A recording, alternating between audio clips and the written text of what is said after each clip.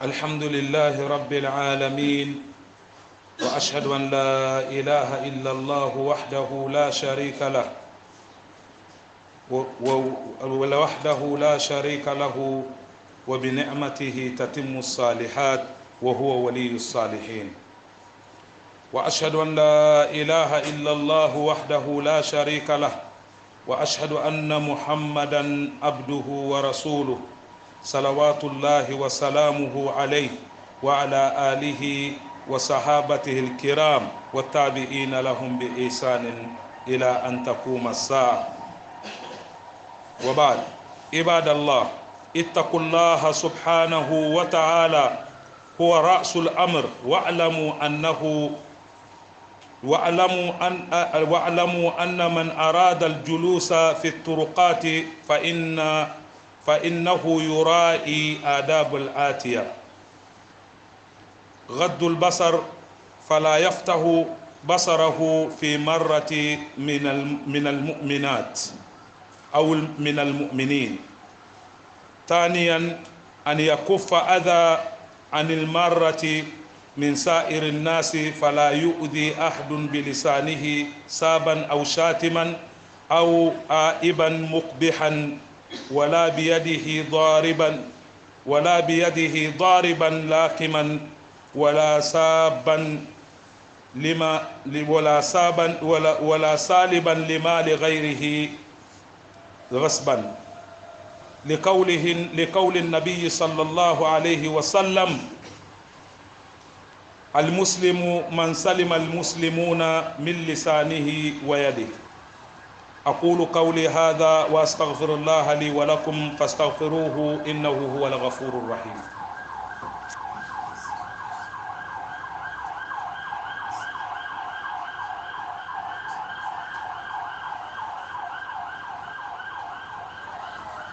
الحمد لله رب العالمين. تنتوب من سوء دافع البي ماريو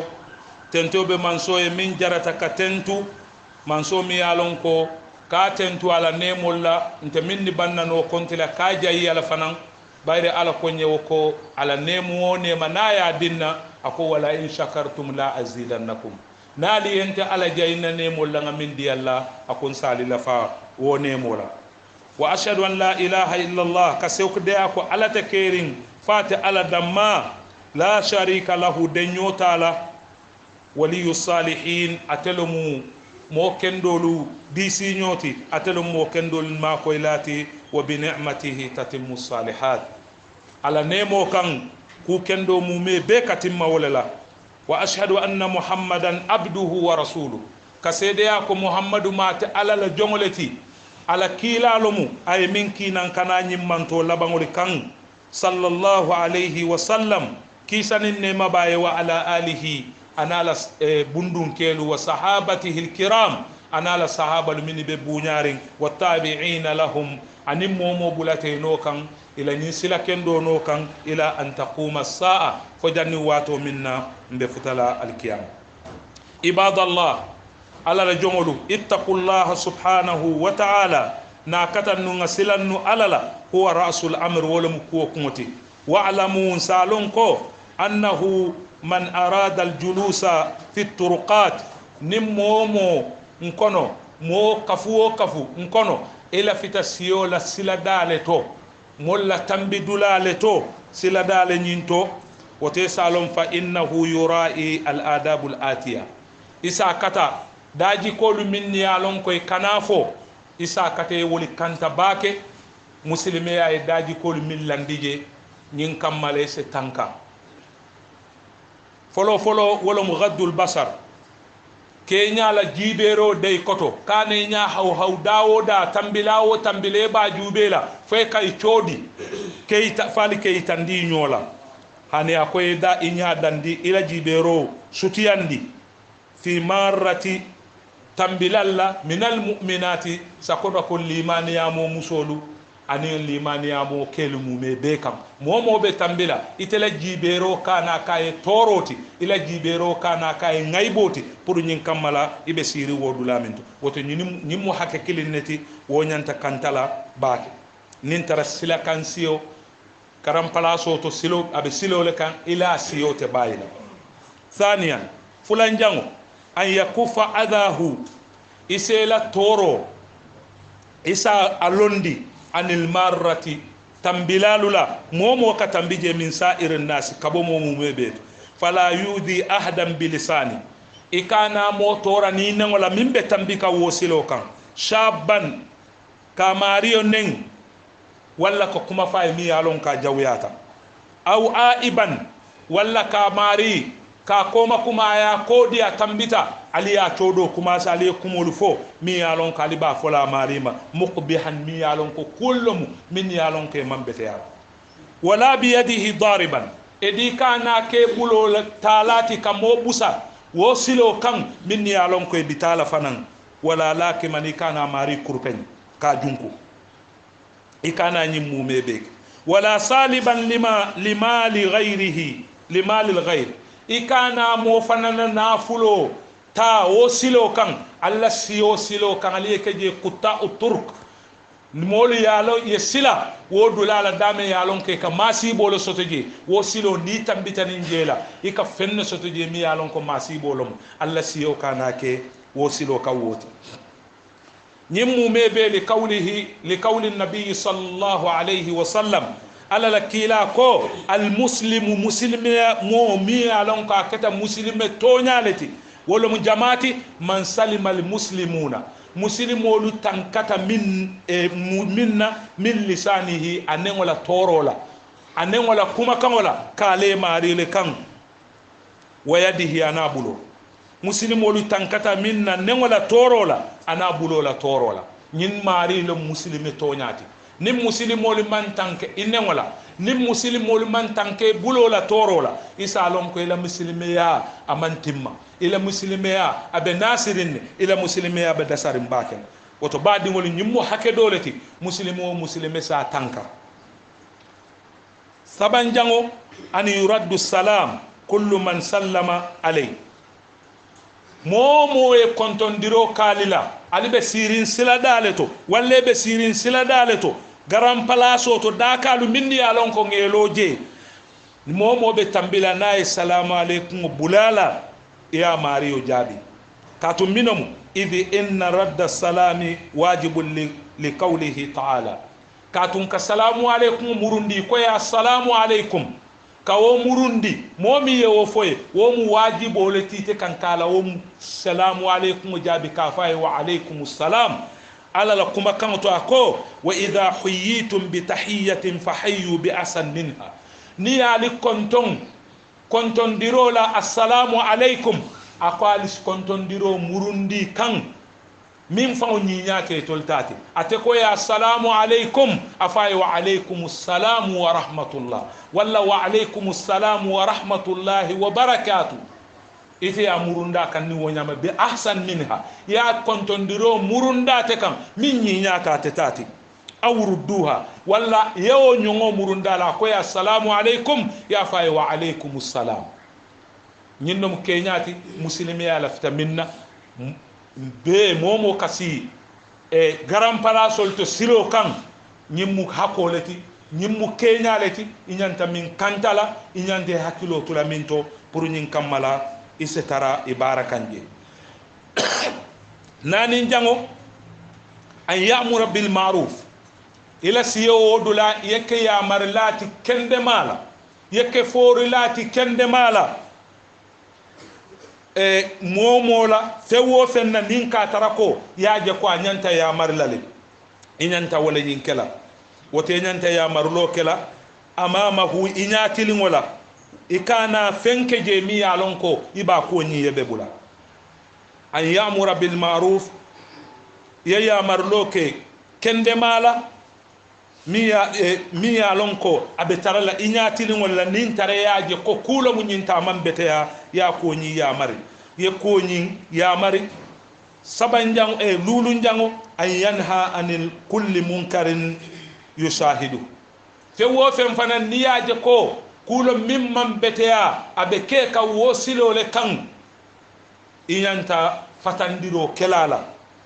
amanke be kelole kela amanke kebe busole kela bari be yamarlo kela nin yitandirola nin nengola nin tilindiro nyin ko tay kana kuje ñaatilen wala yartakibu amama min be kele ñaato ya filije e di tele be siri wodu lato akamulu muslime ya e tele marandi wol fanam bela wo bundañin woro njango an yursidu dal momi yalon ko masalana anata satele kono abe sularin dulale la kataje e tele ñante la kato kela pour ñin kammala ya ama koy faye futa kata damen walla mari be silo ka filitale itele ñante la kato kela pour ñin kammala ya tilindi dulala kata damen i ñante la kato mume be kela woto ila do kuwol lo mu ñinti muslime ay min leka ñim mume be ñin e daji ko lu mume be mi yalon ko muslimo li man ñanta kantala silo la karola nin ka tara ko be sirinje amume be mu fenneti mi yalon ko muslimo le ñanta kantala ali be siring amama dukan dakakil biti kolle dato bang ali be siring amama al makahi kafe mindulal le dato bang ali be siring sahatil amma wala mu kenolu minni yalon ko ye dada sidulal le kamma edi be sila dalle to alla hakolo mu ali nyanta nyini mume be kantala alla do ko lo miti pour nyin kamala ali e kanta وذلك نمومي به لقول رسول الله صلى الله عليه وسلم على لكيلا لكما كنتو ني بينا تا ولا كونو كيلا قال صحابه ليكو اياكم والجلوس على الطرقات مبالي فتاندي لا سيولا سيلولو كان سيلا داليتو مبالي فتاندي لا سيولا سيلا داتو فقالوا كايكو ما لنا بد كيلا انت جنفالو ولا دي nte wotula no jede katum innama hiya majalisuna nasidulal lo mu woliti natahaddasu fiha nka kachalle keje qala kila ko fa idha abaytum nali balanta ali silakan siyo tujali manson ali balantala ali manson fali be sila jele illa al julusa akoy ali be sila jele ali wala muta fa'atu tariqa haqqaha wa tali silo la haqodiya sani wama haqqu tariq ya rasulullah mino musilo la haqqoti be min dilala qalu ikay ko fama haqqu tariq mino musilo la haqqoti ta ala lakila nyanta min dilala qala ko gaddul basar ala la jibe nyala jibero sutiyanda ala dangali koto wo mu kilindi wa kaful adha ali toralo tuje molu la minni yalon ke katambini wodu lalla alikane tora wa raddu salami ali salamu alaykum murundi molu minni katambije kale assalamu alaykum wal amru bil ma'ruf ali ya marlo keje kende mala wan nahyu anil munkar ali fatandiro keje kula mimman ben wa fi ba'd ar riwayat hadithu nyinna na nya dolito ziyadatun lafari be woto wa irshadu dal ani momin filita abe sate kono altolle nyanta albe siri wodula min ta futatalla atolle nyanta kat ma koyla aliya futandala dula woto nyini mu fendeti mi yalon ko muslimo lu nyanta wo fanan kantala pour nyin kamala yesino silo nyin kan hadiso ni rawahu al-bukhari le hadiso nyin fila woto muslimolu nin sila kansiyo te bayila ñinno mu hakoti ñinno mu keñati muslime ya millandi muslime ñanta kantala ni teta kelano jenke karam place to siyoy sakona ko milde silo kam katum ñin kammala ikata bula ku kono sama minse masibo sila alkiyama sama minse problème o dila alkiyama katun tolu fenno mu ñiniti mi yalon ko e bele be bularinga kono bele karambla sosoto doli talibe dulali to dame yanon ko siloli kannom doli talibe dulali to dame yanon ko bitiki dallom doli talibe dulali to dame yanon ko cafe min dulallom doli talibe dulali to dame yanon ko molu be kana e ka dulani wali woto hakkili to seke nyimbundato kana tara ka si dulani to moli man tankano ine ngola torola bata bale be mbulu wo karolla bata bale be mbulu muslime kunda wo bundal la karola bi adama dingolu lota minna muslimolu lota minna hana karanna kundal wala mu nyenti kanyola ngay bo nyini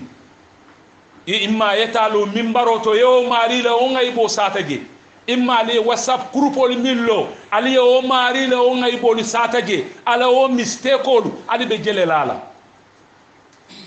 ñin tolla do ko mu ñilleti sañin manyo ma koy pour ñin kamala wo mistake ko abe jarala ñamin iñanta dila la ñamin bari nka ke jele femoleti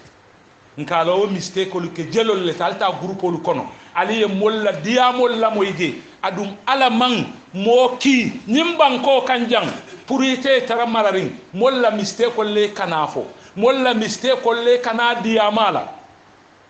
muslimo li nyanta min fahamula ke killing adamma ala kuma kango ika wole soso ina problème sala dunia ja wala ya sala al kiyama ke killing dunia kon wo kola momo ala kuma kango mutawalle ya filije tusmanta kele la ke killing damma wala muhammad sallallahu alayhi wasallam ale wala ki molikan ame ki mokan ame bula mola ku kisikisila ame bula adama dingol la mistake ol nokan amam mo bulal sakona ko kana sata whatsapp group olto sakona ko kana sata dula radio to dawoda ala mam mo bulala ala mam mo bula mo kantola hani muhammad min fanga yaki akayele ko lasta alaihim bi musaytir meki kan pour ñin kamala ine la koli mara meki kan pour ine la koli kiskisi hani min be taka wolum albala futandiro kela ala ye ki minne kan wo foye yawo dila illa man tawalla wa kafar bari miya kodi aman son abalanta aman son aya kodi inna alaina iyabahu amariyo murundula mun ta alal kanti te muhammadu manka amma murundulan te kanti ina be mu adama dinnet thumma inna alaina hisabahum i konti bo ben ta alal fananka man karate kam adama dingol konti bo be alal kay fewo fenke atbete ya tele walla jawyatan ila ngay bolu tuje ila mistake olu tuje ni ta kitaye kandano ye tilindino kana sata whatsapp groupe to kariye nyinnek munali yela kela nyim moyle bang bi nyine be janjande whatsapp groupe moli whatsapp groupe dada hadi muslimelo nadu kataye lamoy yesila karandula ni ye lamoy ye mistake ndimoy ibe o groupe min to ya kige pour wol modol min bije wolon nadol ye dal salate ndamari ikamire tolimu mollete minni buka mistake ok adama dingo be e bantam billim mistake o lela ala ko kenya to mi yalon ka be ken mote keri ita fola ko ite mistake la bari to lenga walla wo muntaminti wala mu ke ngaybe ke tenkeren tilindiri tije fe wo fentije min fango jawiyata be ke hanni ye o mari tilindile mistake do bota bale sitalo wo medial to ni social media to yala o fan nga faylan kay tenninten ilafta mum fayitan dilela yemin faye wo tuina kema ya fayle ina damma atema sata moye wota tuwo nyama muslimolu nyimban ko kambi akoli kaku ya tabata adama dingoli kanyola moy yinal kumanding ya kifonyo kanyonga ibe atekele dadari kanti ila fita molle ala wo moy iten fango mu mole te mi alon ke ka mistake ko ke la balwo nyin kon muslimo lu nga hakilote e du nyimbe janjandin damin wala mu karanna kundate a muslime karanna kunda e beni la whatsapp rupundi mo moye mistake ndim moy kari woli karamola kari wala dulala ya janjandi ibe kuma furu woli fola je ibe bekur kuma woli fola wo mari kan nko ne ala le soka mete sok ala nya balal ala le tamwat ite manta konti bola konti bo tebul ala me kiya kan ila kumo mi ya fa be bulu na ya ta na mata junube ta yidi fe wo fen ta yidi ine kiya kan ke kilin wala kumo ka soso ye moy problème o sal wala muhammad sallallahu alayhi wasallam iman ke woti nyin dino kono be wala nyinya ala le kila kinkan akaye wo kilari ala futandi ada e dandulale ke kila la sallallahu alayhi wasallam wama ala rasul illa al balagh fente kila kan fo futandiro aya futandalla tuta tolle burisila ali yamuta ali konti bota kam jahannama tabula sali dundi dame arjana tabula sali dundi dame jota bula samin dino wal ali konti bota kam koto muslimo li hakilo ye nyimbulela mirori kono ko ala meki molu kan ala ye bulamin na wala mu ye ni ye jankoje ya tilindi bari wo tilindiro fane kenin fenna mi yalon kay bonga ni ya kendoto akana ke nin kenyala mi yalon ko amari bekolum amari jalayolum amari doyalum ila fitaka momin tilin ila fitaka momi yamare ayaje ko ba doyale ke ila fala ela moyba amante ela moyba do ba te bala kulle fam la fata wote te ma e shaytanu le ite mo mari e shaytanu le ka to na se ke bala o kulle la fata pour nyin kamala e continue e dite ajele ka be min ka man bete wota fo ko ay kenin ngani yola mi yalon ka bete ya nyin no mu kenyaliti kila sallallahu alayhi wa sallam aka nyinne foko muslime sobe wala muslimo lu tankata min nengola ana bulo la tiñaro walle safero like ye saf ye fay fonyo kon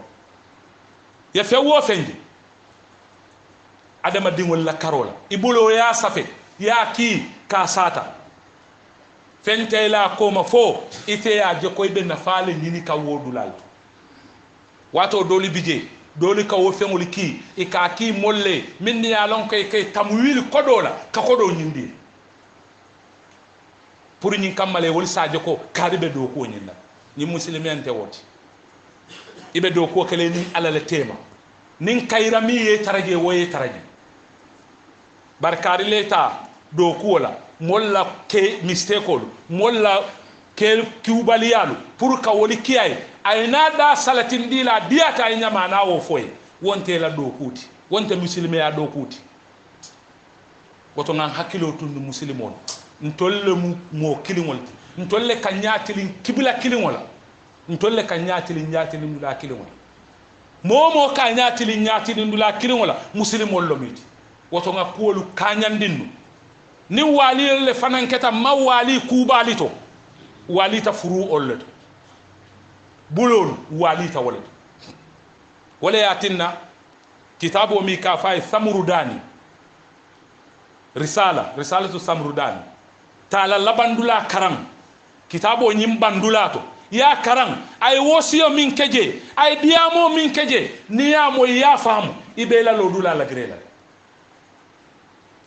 ke bani ye wosiyo min keje ay diamo min ke kitabo nyi labandula niya karay ya famu ibe dahalal ibe bola molu no kanne iba lonna ko ala me bula mo kantala tela bahajo topoto ala ite konti bo min alkiyam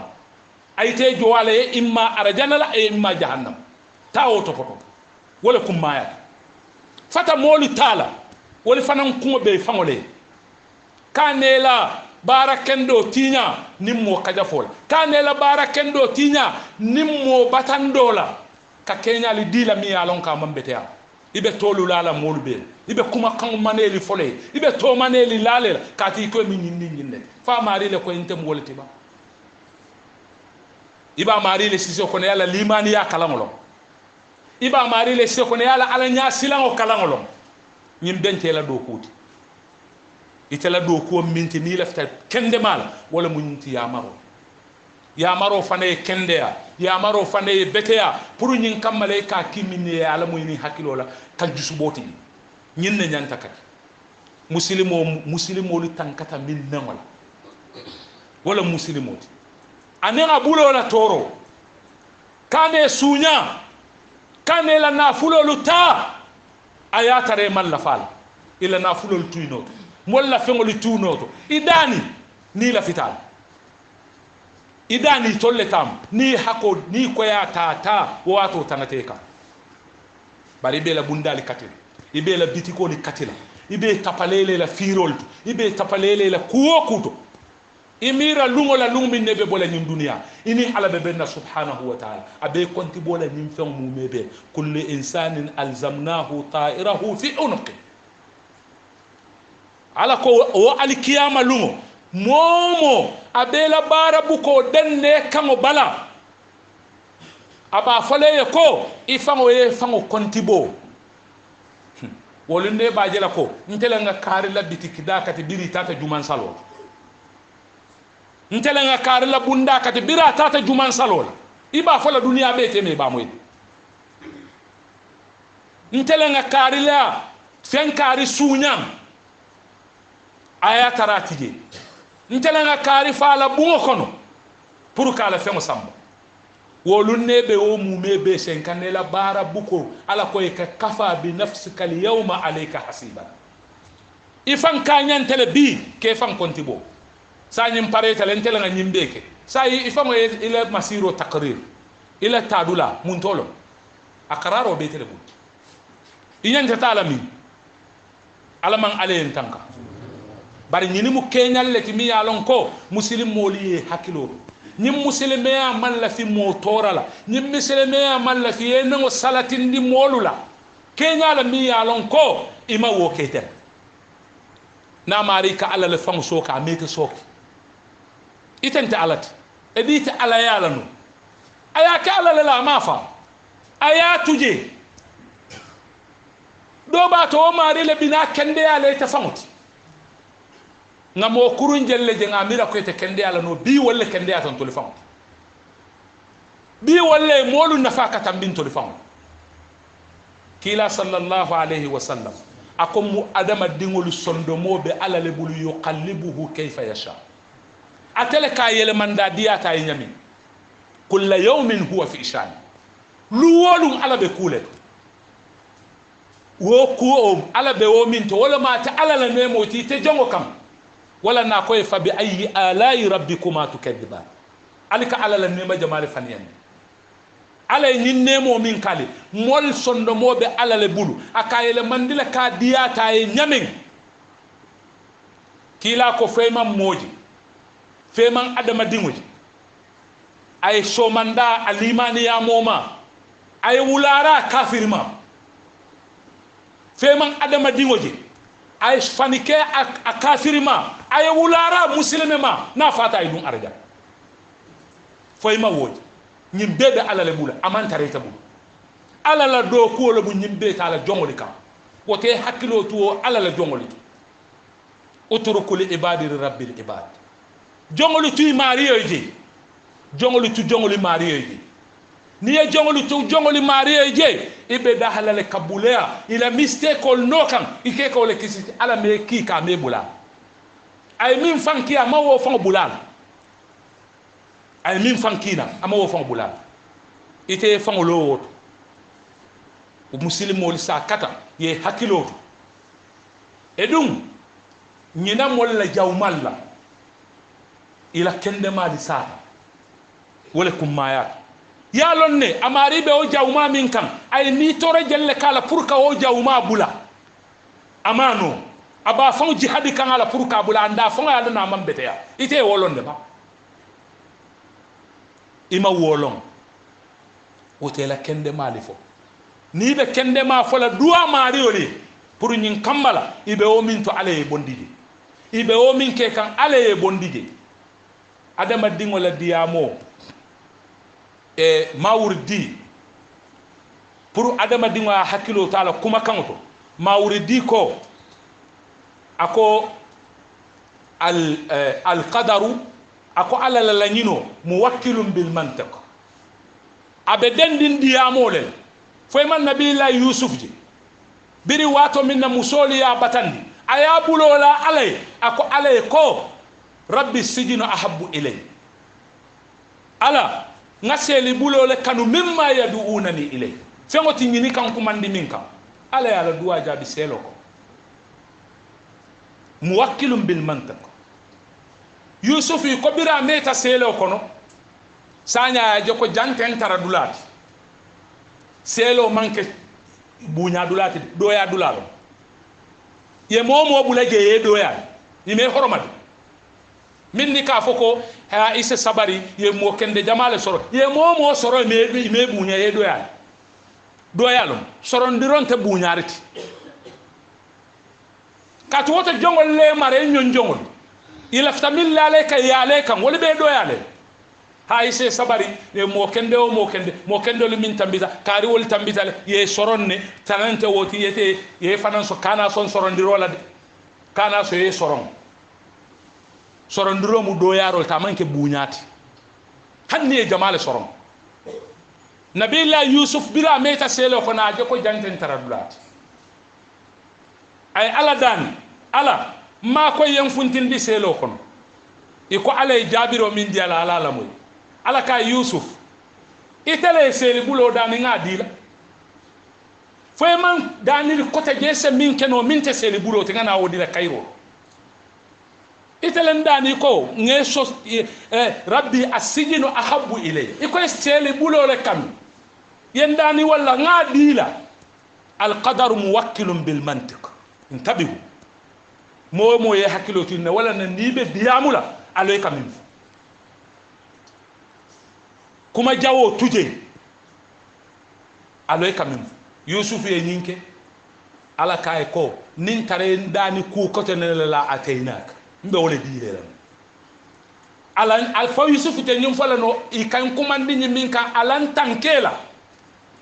ye kayra kenyela koto yen tankela fate wo fulam bara seli bulo le fo ala yala duwa jaba e seli bulo biya khalas bira akorta je ako ala mbon ala ya jabi nyinna woto al kuma kan adama dingo ya hakilo to kuma kan adama dingo ya ala abemin fol adama dingo e bo molu no kan adama dingo e molu